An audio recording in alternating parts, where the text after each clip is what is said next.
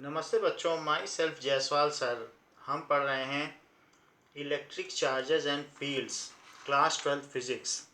Last class में हमने dielectric की डेफिनेशन देखी थी कि dielectrics are non conductors which reduce the electric field if potential difference is applied. अगर एक्सटर्नल फील्ड लगाई जाए तो उसको वो रिड्यूस कर देते हैं without discharging the opposite charges. उसको कंडक्ट नहीं करते हैं, ये नॉन कंडक्टर्स होते हैं। इसी चीज़ को हम और आगे समझेंगे। सबसे पहले हम समझते हैं इलेक्ट्रिक फील्ड क्या होती है।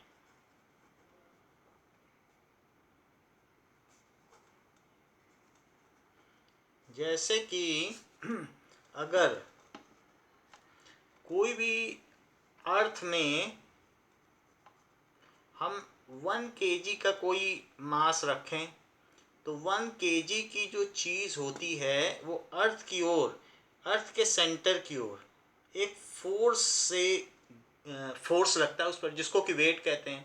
तो the force experienced by unit mass due to gravity is called gravitational field. पहले तो हम ग्रेविटेशनल फील्ड ही समझ लें।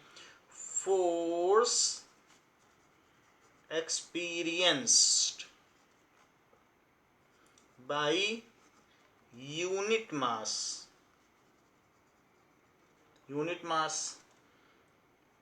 due to gravity is called gravitational field।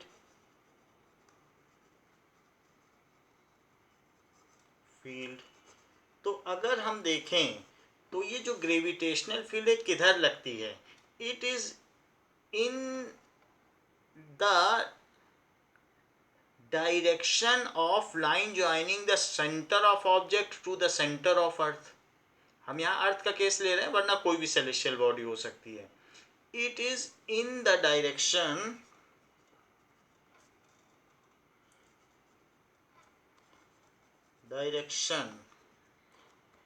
of line joining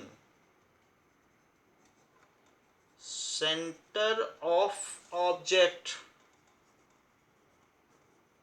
to center of earth and acts towards center।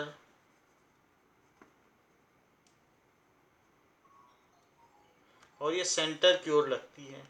तो ये तो बात हमने बताई ग्रेविटेशनल फील्ड क्या होती है। अब इसी तरह से हम इलेक्ट्रिक फील्ड भी डिफाइन करेंगे। जैसे आप ये देखो कि मान लीजिए यहाँ पर 2 kg का मास है, तो 2 kg का मास अर्थ के सेंटर की तरफ जाएगा। अच्छा, इस पर कितना फोर्स लगेगा? तो 2 kg पर जो फोर्स लगता है उसे वेट भी कहते हैं। तो weight is equals to mg। So 2 into 9.8, या ये कह सकते हैं 19.6 न्यूटन का फोर्स लगेगा। तो पर यूनिट मास पर जो फोर्स लग रहा होता है उसे ग्रेविटेशनल फील्ड कहा जाता है। फील्ड को हम किससे डिनोट करते हैं? जैसे कि ग्रेविटेशनल फील्ड है तो फोर्स अपॉन मास 2 kg पे इतना लग रहा है, तो 1 kg पे कितना लगेगा? So this is gravitational field, E due to G, gravitational field. So E से फील्ड को डिनोट किया जा सकता है। सो जो भी फोर्स यूनिट मास पर लग रहा हो, तो हमने देखा कि 19.6 न्यूटन का फोर्स लग रहा है और मास कितना है? 2 kg।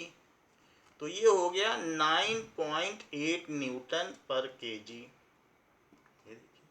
तो ये इस पर जो है ग्रेविटेशनल फील्ड लग गई।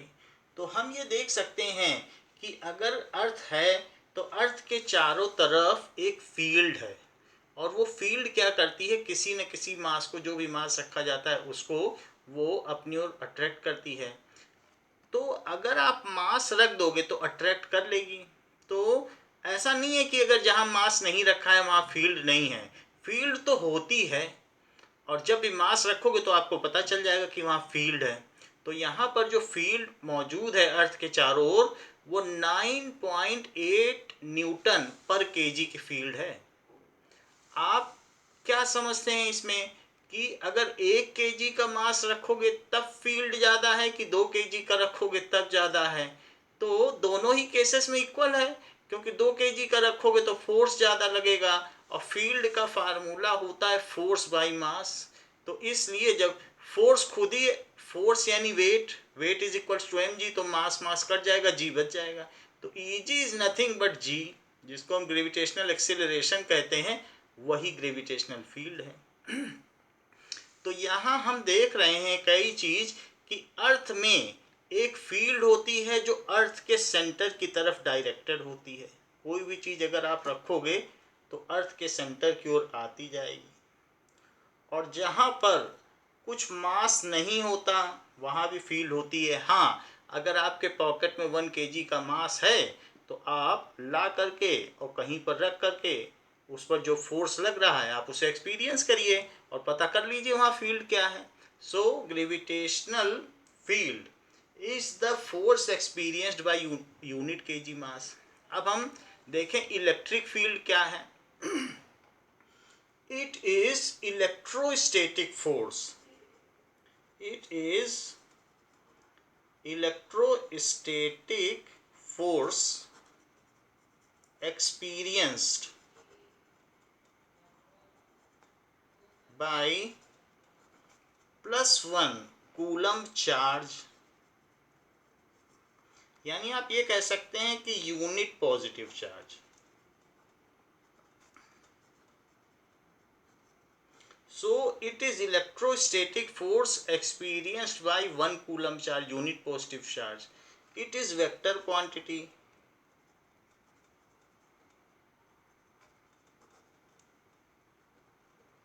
And denoted by E.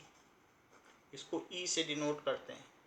जैसे कि मान लीजिए यहाँ पर प्लस चार्ज है और यहाँ पर माइनस चार्ज है, ऐसे, तो ये प्लस और माइनस चार्ज है। तो अब अगर ये प्लेट है कोई और पूरी प्लेट इस तरीके से पॉजिटिव चार्ज है और इस तरीके से पूरी प्लेट नेगेटिव चार्ज है, तो ऐसा दिखाया गया। तो 2 प्लेट्स हैं। अब इसी में चाहे तो हमने यहाँ लगा दिया, वरना अंदर लगा लीजिए आप चार्ज। तो अगर यहाँ पर आप +1 कूलम चार्ज रख दें, +1 कूलम चार्ज बहुत ज़्यादा होता है, 6.25 × 10⁻18 प्रोटॉन का ग्रुप रखें तो उसी में तो 1 कूलम चार्ज होता है। तो बताइए वो कहाँ से कहाँ भागेगा? प्लस से माइनस की तरफ, तो वो इधर भागेगा। अब इस पर जो भी फोर्स लग रहा होगा वही यहाँ की इलेक्ट्रिक फील्ड होगी। मान लीजिए इस पर अगर 4 न्यूटन का फोर्स लग रहा है, इधर से इधर भाग रहा है 4 न्यूटन का, आप यहाँ 2 कूलम चार्ज रख देंगे तो उस पर 8 न्यूटन लगने लगेगा। ज़्यादा चार्ज डबल रखोगे तो डबल फोर्स लगेगा 8 न्यूटन। जैसे 1 किलो आलू उठाने में जितना आपको ताकत लगानी पड़ती, 2 किलो में उसकी डबल लगानी पड़ेगी। वही हाल यहाँ भी है।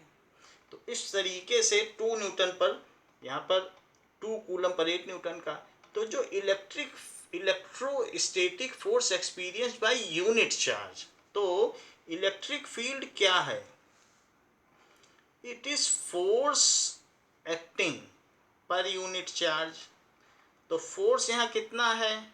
8 न्यूटन। चार्ज क्या है? 2 कूलम। तो ये हो गया 4 न्यूटन पर कूलम।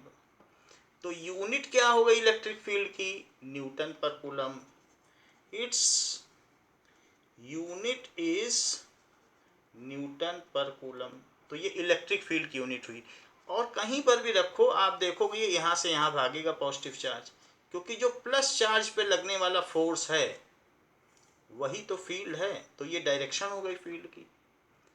इनके बीच में ये यूनिफॉर्म फील्ड है, क्योंकि सब जगह एक जैसी फील्ड लग रही है तो खैर यूनिफॉर्म है। अगर कई जगह नॉन यूनिफॉर्म भी होती है, जो भी हो, चार्ज कहीं हो या ना हो या डबल हो, फील्ड इतनी है यूनिफॉर्म फील्ड में। क्यों? क्योंकि चार्ज ना होने पर भी फील्ड रहती है, जैसे हमने यहाँ देखा ग्रेविटी में। और चार्ज रख देने से, यूनिट पॉजिटिव चार्ज रख देने से आप उस फील्ड का पता कर सकते हैं। इसमें डायरेक्शन भी होती है और इसकी यूनिट न्यूटन पर कूलम्ब है। अब जरा देखिए, बात तो हमें इलेक्ट्रिक फील्ड की नहीं करनी थी, हमको तो बात करनी थी डाइलेक्ट्रिक की। तो हम डाइलेक्ट्रिक का महत्व समझें। ना, और डाइलेक्ट्रिक क्यों समझना है? क्योंकि हमें डाइलेक्ट्रिक कांस्टेंट के को समझना है। So what is the importance of dielectric, और फिर उसके बाद परमिटिविटी भी समझनी है। सो डाइलेक्ट्रिक समझें। मान लीजिए कि आपने यहाँ प्लस चार्ज लगा दिया और यहाँ माइनस चार्ज लगा दिया, ऐसा लगा दिया। सो अब यहाँ प्लस है और यहाँ माइनस है। अगर आप चाहें तो इसको एक सेल से जोड़ दें, सेल से ऐसे जोड़ दें। दो पैरेलल प्लेट हैं, सेल से जोड़ दें। तो जब दो पैरेलल प्लेट को सेल से जोड़ दिया जाएगा, ये दोनों प्लेट्स हैं, आप इसे प्लेट भी मान सकते हैं, ऐसे प्लेट्स भी मान सकते हैं, ऐसे। तो ऐसे सेल से जोड़ दिया। तो अब यहाँ से चूंकि ये पॉजिटिव है और ये निगेटिव है, तो यहाँ से प्लस चार्ज चलते चलते इधर जाएगा। लेकिन अब ये इसकी हिम्मत नहीं है प्लस चार्ज बढ़ते बढ़ते यहाँ जाए, क्योंकि इसका रिपल्सन इतना ज़्यादा है। और ये कह सकते हैं कि निगेटिव चार्ज इधर आएगा, तो उसकी भी हिम्मत नहीं है। ये तो निगेटिव चार्ज इधर जाएगा, प्लस तो क्या जाएगा, आप ये समझिए इलेक्ट्रॉन इसमें डिस्चार्ज होते रहेंगे। प्लस तो चलता नहीं है, लेकिन जैसे जैसे इलेक्ट्रॉन डिस्चार्ज होंगे तो इलेक्ट्रॉन यहाँ आएंगे, लेकिन वो इलेक्ट्रॉन आ नहीं पाएंगे, उनको इलेक्ट्रॉनों को यहाँ आना है। इसी को कहते हैं कि प्लस चार्ज का चलना, क्योंकि वो फिर पॉजिटिव चार्ज उसको अट्रैक्ट करेगा, कहेगा हम तुमको जाने नहीं देंगे। तो इस तरीके से, क्योंकि पॉजिटिव टर्मिनल है ना, तो पॉजिटिव की तरफ इलेक्ट्रॉनों को जाना चाहिए। अगर नहीं जाएगा तो इस पर चार्ज बढ़ता कैसे जाएगा? जैसे आप जानते हैं कि फ्लैश आता है आपके कैमरे में या फिर किसी मोबाइल में, तो वो क्या होता है कि वहाँ पॉजिटिव और निगेटिव जो होते हैं वो डिस्चार्ज होते हैं, तो उसकी वजह से जो स्पार्क प्रोड्यूस होता है उसी से तो फ्लैश आता है।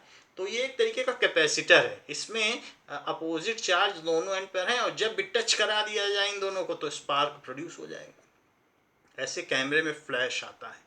तो ये इधर नहीं जा पा रहा है, तो इसकी वजह से जो अपोजिट चार्जेस हैं, इसको अगर यहाँ पर हम तार लगा के डिस्चार्ज भी कर सकते हैं, कुछ ना कुछ ऐसे बल्ब लगाकर। तो ये हम एक लिमिट तक ही इसे चार्ज कर पा रहे हैं, फिर उसके बाद जब चार्ज बढ़ गया है थोड़ा, तो फिर ये इलेक्ट्रॉन इधर मूव नहीं कर रहा। अब इलेक्ट्रॉन मूव नहीं करेगा तो इस पर एक्स्ट्रा पॉजिटिव चार्ज कैसे आएगा? और ये इलेक्ट्रॉन अगर इधर नहीं मूव करेगा रिपल्शन की वजह से, तो इस पर एक्स्ट्रा निगेटिव कैसे आएगा? तो ऐसे में हम चाहते तो हैं कि इस पर चार्ज बढ़ाना, लेकिन ये बढ़ नहीं पा रहा है चार्ज, और हम इसे बहुत सारा चार्ज देना चाहते हैं। तो ऐसे केस में हम इसके बीच में एक डाइलेक्ट्रिक लगा देते हैं। ये देखिए, now we have put a dielectric in between it. तो जो हमने डाइलेक्ट्रिक लगा दिया उसका क्या पर्पज है? तो डाइलेक्ट्रिक कंडक्ट नहीं करेगा। तो डाइलेक्ट्रिक अगर कंडक्ट नहीं करेगा, लेकिन इसमें या तो पहले से ही डाइपोल होगा, जैसे वाटर में डाइपोल है, और नहीं तो इस फील्ड की वजह से इंड्यूस हो जाएगा डाइपोल। इंड्यूस का मतलब है इसी के चार्ज के बीच में सेपरेशन आ जाएगा। तो किसी किसी में पहले से ही डाइपोल मोमेंट होता है, किसी किसी में इंड्यूस हो जाता है। हाँ, इतना जरूर है कि डाइलेक्ट्रिक को नॉन कंडक्टर होना चाहिए, क्योंकि हमारा पर्पस इन प्लेट्स को अपोजिटली चार्ज करना है। तो हमने मान लीजिए वाटर का मॉलिक्यूल या ऐसा कुछ है, माइका रख दिया, अभ्रक या फिर पेपर रख दिया, ये सभी डाइलेक्ट्रिक है, ऐसा हम कुछ भी रख सकते हैं।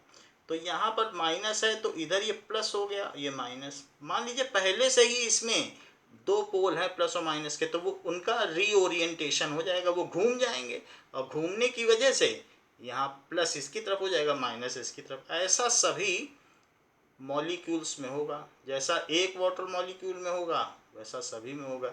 ऐसा चाहे कुछ भी हो, माइका हो उसमें भी यही होगा। ये देखिए, तो इस तरीके से ये ओरिएंटेशन हो गया। अच्छा, ये हमने दूर दिखाए जरूर हैं, बट ये इतने पास हैं कि जो बीच वाला चार्ज है वो इतने पास है कि वो एक दूसरे के पास होने की वजह से लगभग न्यूट्रल हो जाएंगे। हाँ, अब कोई अगर इलेक्ट्रॉन यहाँ जाना चाहेगा तो ये प्लस चार्ज नहीं जाने देगा, लेकिन इसके एक्सट्रीम एंड पे जो निगेटिव चार्ज है वो रिपेल करेगा। वास्तव में ये प्लस चार्ज और निगेटिव चार्ज, प्लस प्लस पहले इसको अट्रैक्ट कर रहा था, लेकिन इसके काम को कौन धीमा कर रहा है? ये निगेटिव चार्ज। वो कहेगा नहीं तुम जाओ, हम तुम्हें रिपेल कर रहे हैं, and it facilitates to move towards the battery terminal, hence extra negative charges are induced। और इसी तरीके से इस इलेक्ट्रॉन को ये आने नहीं दे रहे थे, क्योंकि रिपल्सन कर रहे थे कि नहीं हम नहीं आने देंगे, लेकिन there is a layer of positive charge just in vicinity of it which facilitates this negative charge to get beared by this plate. तो ये निगेटिव चार्ज आ जाएगा क्योंकि पीछे से पॉजिटिव चार्ज उसको बुला रहा है, तो इसके इफेक्ट को धीमा कर देगा। इस तरीके से डाइलेक्ट्रिक इन दोनों प्लेट्स में बहुत ज़्यादा और बहुत ज़्यादा चार्ज बियर करवा सकता है। तो जब हम किसी दो मेटल प्लेट के बीच में डाइलेक्ट्रिक रख देते हैं, then it has very large capacity to bear charge without getting discharge। तो वो इनमें इतनी लार्ज कैपेसिटी हो जाती है कि सेल से लगाया और यहाँ चार्ज से ये लबालब भर गया। तो अब ये जो two tiny plates separated by certain distance and filled with dielectrics are having large amount of electrical energy, क्योंकि चार्ज है, अपोजिट चार्जेस हैं, and such devices are known as capacitor. तो क्या चीज़ है कैपेसिटर? क्या होता है? जैसे हम लोगों के पंखे में कंडेंसर लगा होता है, उसी को कैपेसिटर कहते हैं। तो जरा हम देख लें। और इसीलिए ये डाइलेक्ट्रिक उसको फैसिलिटेट कर रहा है कि इसमें इतना अपोजिट चार्ज आ जाए कि हम जब स्पार्क करें तो बहुत फ्लैश पैदा हो। तो उसीलिए डाइलेक्ट्रिक लगा दिया कि वो इसके बीच की इलेक्ट्रिक फील्ड को कम कर दें। देखो फील्ड कम की कि नहीं, इलेक्ट्रॉन जा रहा था तो इसने रिपेल कर दिया, फील्ड कम हो गई। पीछे भी हमने बताया कि उसकी फील्ड कम कर दी और इस तरीके से ये अब और चार्ज आने लगा। It is a device to store large amount of electrical energy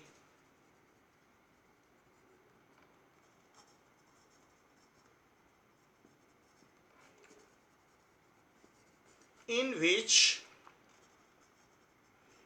two metal plates are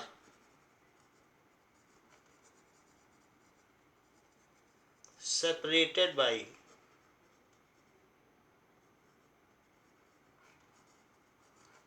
die electric,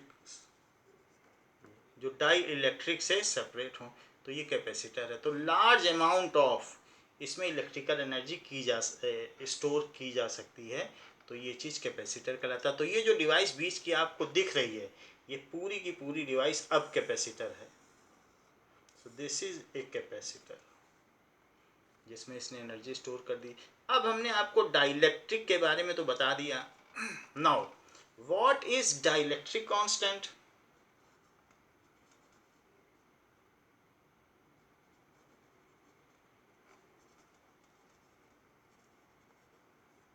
so dielectric constant को कहते हैं के। अब देखिए डाइलेक्ट्रिक कांस्टेंट जो हमारा कूलम्स लॉ है वो 1/4πε0 के है। एप्सिलॉन के बारे में भी आपको बता देंगे, Q1 Q2 upon R square.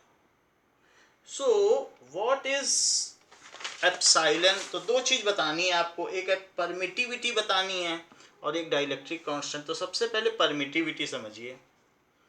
Epsilon not क्या है? Epsilon not, it is permittivity of free space, permittivity of free space. ये देखिए, सो ये क्या होती है? It permittivity of vacuum to store electrical energy in presence of electric field। अगर ये स्पेस है तो और दो प्लेट हैं इसके बीच में, मान लीजिए वैक्यूम हो, if two parallel plates,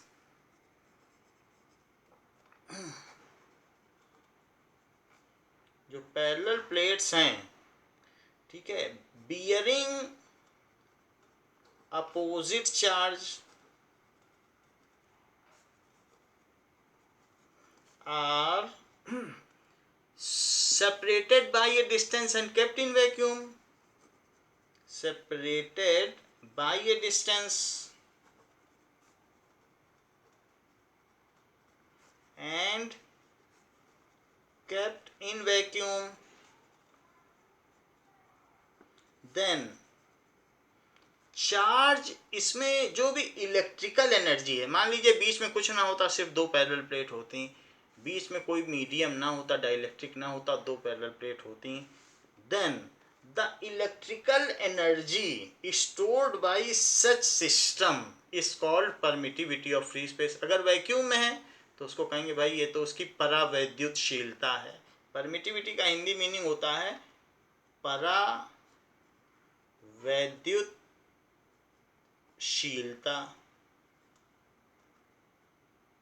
So then the electrical energy stored by such system, electrical energy stored by such system is called permittivity of free space, permittivity of free space. कि दो plate जिस पे opposite charge हों, अगर वो vacuum में रखे हों तो उस सिस्टम में या उन दोनों प्लेट्स के सिस्टम में जितनी एनर्जी स्टोर होती है उसको उसकी परमिटिविटी कहते हैं। इसका जो भी फार्मूला होगा वो इसी चैप्टर में आगे आपको बताया जाएगा कि उसकी कितनी एनर्जी है। तो वो एनर्जी क्या है, कितनी है, क्या फार्मूला है, वो सब आगे बताया जाएगा। डेफिनीशन में परमिटिविटी का यही मतलब है। अब एप्साइलन, एप्साइलन क्या है? इट इज एप्साइलन नॉट के, ये देखिए, यानी इसको कहते हैं परमिटिविटी ऑफ मीडियम। अगर मैं के को भी कर दूं, जहाँ के को डाइलेक्ट्रिक कांस्टेंट कहते हैं, ऊपर बताया गया था, और हमारे फार्मूले में एप्साइलन नॉट के पूरे को मिला दिया जाए तो उसको कहेंगे it is permittivity of medium. क्योंकि हमने के की वैल्यू डाल दी, डाइलेक्ट्रिक कांस्टेंट से मल्टीप्लाई कर दो फ्री स्पेस को, तो परमिटिविटी ऑफ मीडियम है। ऐसा मैं क्यों कह रहा हूँ? क्योंकि डाइलेक्ट्रिक डाल देने पर उसमें एनर्जी बियर करने की क्षमता कई गुना बढ़ जाती है। आप देख लो, अगर वाटर जैसा नॉन कंडक्टर डाल दो तो वही एनर्जी 80 टाइम्स बढ़ जाती है। उसी से वो इतना ज़्यादा चार्ज हो जाएगा कि 80 टाइम्स उसमें एनर्जी आ जाएगी। 80 एग्जैक्टली देखोगे तो 78 है, क्योंकि वाटर के लिए के की वैल्यू 78 है। अगर माइका के लिए देखोगे तो 6 है, पेपर के लिए 2.6 है, सबके लिए अलग अलग है। वैक्यूम के लिए के की वैल्यू 1 है। तो हम ये देखें पहले परमिटिविटी ऑफ मीडियम। इतनी बात तो निश्चित है कि अगर हम उसके बीच में कोई मीडियम डाल दें या डाइलेक्ट्रिक तो उसमें एनर्जी बढ़ जाएगी। So what is the permittivity of medium? The energy is stored between two parallel plates separated by a certain distance and filled with certain medium, kept in certain medium। वो medium कुछ भी हो सकता है, dielectric भी हो सकता है, मेटल भी हो सकता है। मेटल होगा तो डिस्चार्ज हो जाएंगे और सारा उसकी जो भी एनर्जी होगी जीरो हो जाएगी, और इसी तरीके से कुछ भी हो सकता है। So energy stored bye a system of two parallel plates, system of two parallel plates bearing opposite charges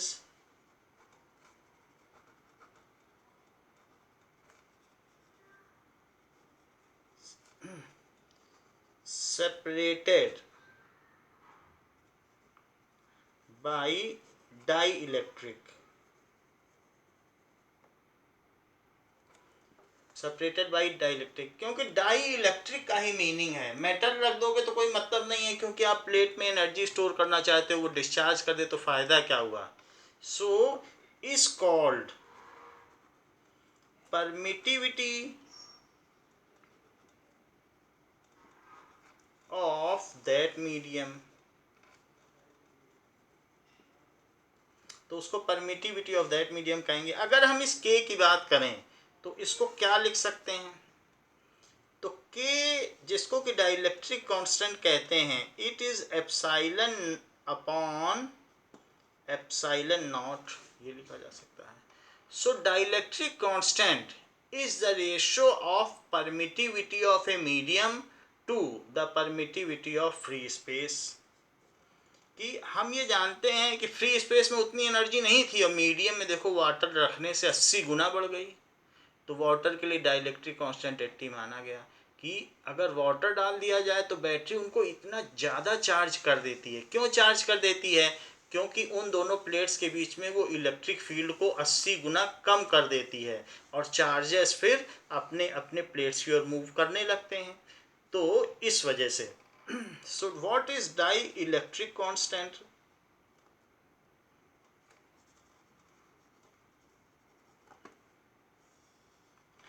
It is the ratio of, ये किसका रेशो है, permittivity of a medium to the permittivity of free space.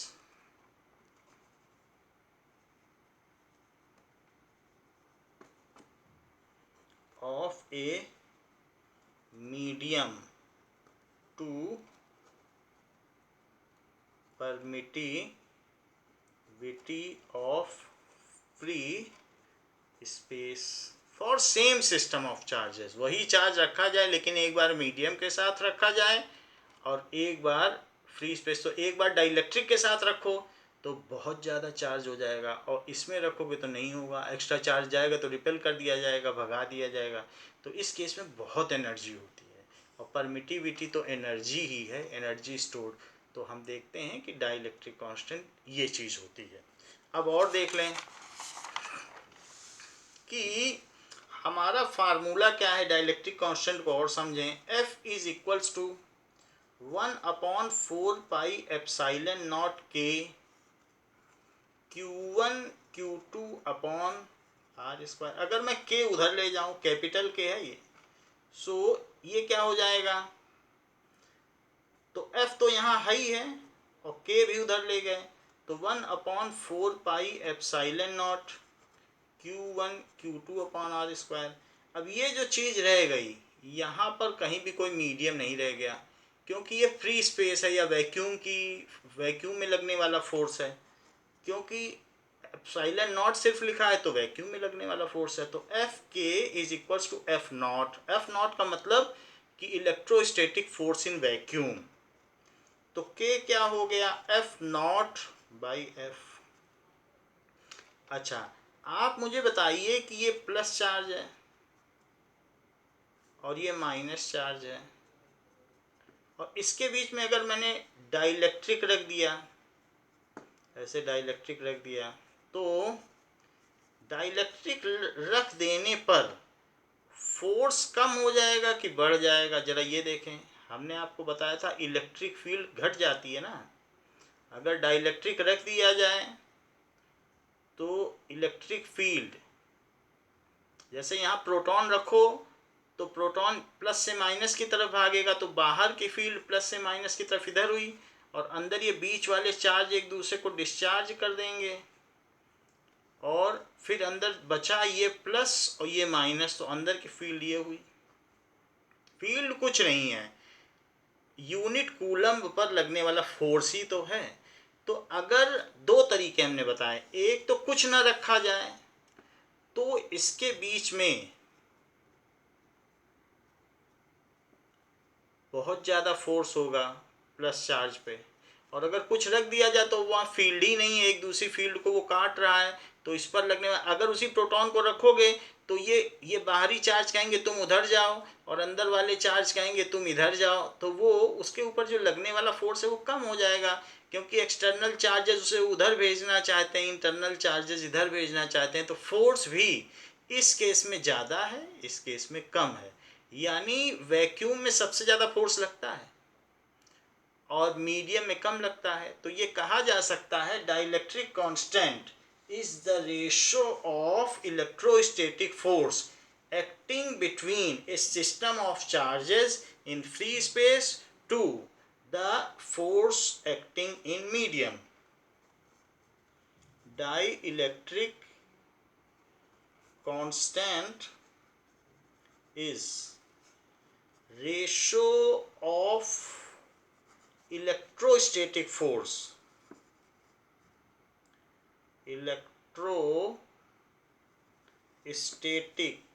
force acting between a system of, better है opposite charges लिख दें या charges लिख लें तो भी ठीक है, चार्जेस, ठीक है।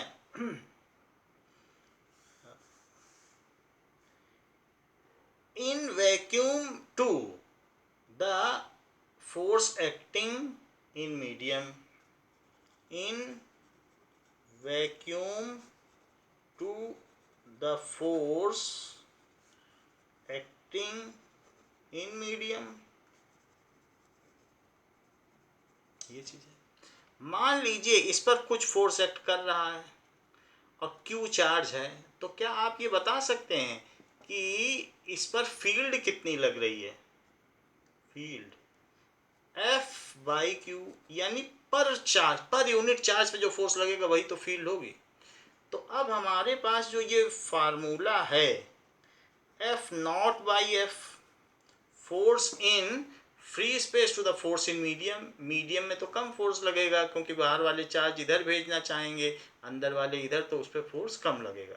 तो 80 गुना कम लगता है वाटर में फोर्स, और इसी वजह से NaCl जैसे ही पानी में डालते हैं क्रिस्टल वो घुल जाता है। कोई भी साल्ट डालो पानी में सब घुल जाते हैं। क्यों घुल जाते हैं? क्योंकि उनके बीच में जो कैटायंस और एनायन के बीच में जो लैटिस पॉइंट्स के बीच में लगने वाला फोर्स है वो 80 टाइम्स कम हो जाता है। तभी तो NaCl बिना चम्मच हिलाए अपने आप पानी में घुल जाता है। कोई साल्ट डालो, पानी तो यूनिवर्सल सॉल्वेंट, सब घुल जाते हैं। तो क्यों घुल जाते हैं? क्योंकि उनके बीच में इलेक्ट्रोस्टैटिक फोर्स 80 टाइम्स कम हो जाता है। अब जरा ये देखें, अगर मैं ऊपर और नीचे Q से डिवाइड कर दूं तो फोर्स पर यूनिट चार्ज को तो इलेक्ट्रिक फील्ड कहते हैं। So it is E0/E। तो dielectric constant is the ratio of electrostatic field in vacuum to the electrostatic field in medium. Dielectric constant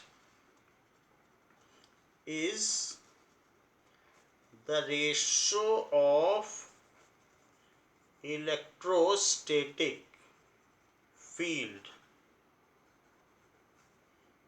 in free space या vacuum to electrostatic field in medium। ऐसा हो सकता है भाई। देखिए, हमने आपको K के लिए बहुत सारी चीज़ें बताई हैं। एक तो हमने बताया कि F0/F है, एक हमने बताया कि E0/E है, और एक चीज़ हमने आपको और बताई है डाइलेक्ट्रिक कांस्टेंट के लिए कि ε/ε0। इसमें नॉट नीचे है।